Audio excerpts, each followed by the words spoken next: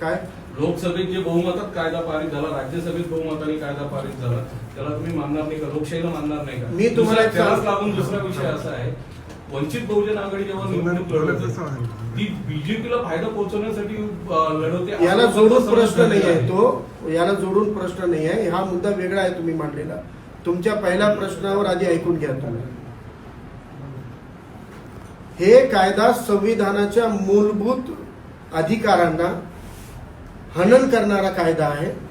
हा कायदा भारतीय संविधानाच्या 25, 26, 29 कलमाला तुडवणारा कायदा आहे.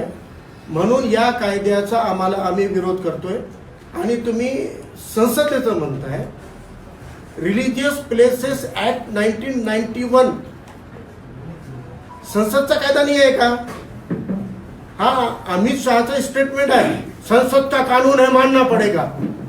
भैया तेरे को भी तो 91 का संसद का कानून मानना पड़ेगा ना.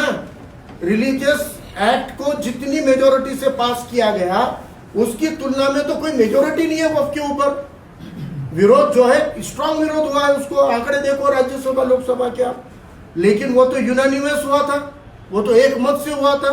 उसमें तो विपक्ष में कोई लोग ऐसे खड़े नहीं थे. रिलीजियस प्लेसेस एक्ट 91 भी संसद का कानून है. अमित शाह उसको मानने वाले हैं कि नहीं मानने वाले? उसके खिलाफ सुप्रीम कोर्ट में भेजते अपने चमचों को. आपको संसद के कानून का सम्मान नहीं है? फिर आप विरोध करो तो विरोध.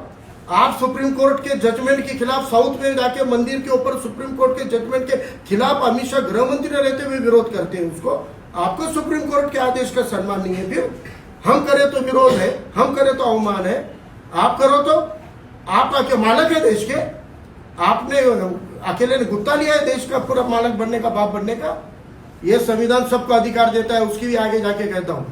गांधी जी और बाबा साहब की एक लाइन है, जो कानून जो रीति रिवाज समाज के हित में नहीं है उसके खिलाफ खड़े रहो, चाहे वो सरकार का कानून क्यों ना हो. अगर वो समाज के हित का नहीं होगा हम उसके खिलाफ खड़े रहेंगे.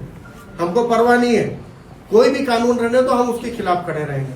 और आप जो बता रहे भाजपा की मदद, क्यों कांग्रेस का गुत्ता लिया कांग्रेस ने भाजपा के खिलाफ लड़ने का? खाली कांग्रेस लड़ी तो भाजपा विरोधी है, और हम भाजपा के खिलाफ लड़ेंगे तो हमको अधिकार नहीं है? अगर कांग्रेस लड़ती तो 14 में भी नहीं आती बीजेपी. अगर कांग्रेस सभी दबे कुचले तबकों का प्रतिनिधित्व करती तो 14 में बीजेपी सत्ता में नहीं आती. ये मैं नहीं कह रहा हूं. राहुल गांधी का स्टेटमेंट है 3 महीने पहले का दिल्ली में. राहुल गांधी ने कहा है कि हमने दबे पिछड़ों की लड़ाई छोड़ दी इसलिए भाजपा सत्ता में आई.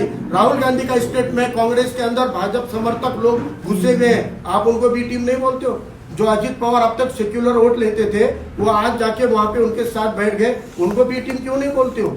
उनके खिलाफ समाज मत क्यों नहीं बनाते हो? आप जो ईमानदारी से लड़ रहे हैं भाजपा के खिलाफ में, उनका अपोजिशन का स्पेस कम करने की अगर बात कर रहे होंगे, आप भी गैर संवैधानिक बात कर रहे हैं. हमको संविधान ने राजनीतिक पार्टी बनाने का, चलाने का, लोगों के लिए लड़ने का, चुनाव लड़ने का जो अधिकार दिया उसी के तहत हम ये चुनाव लड़ रहे हैं. Okay, thank you.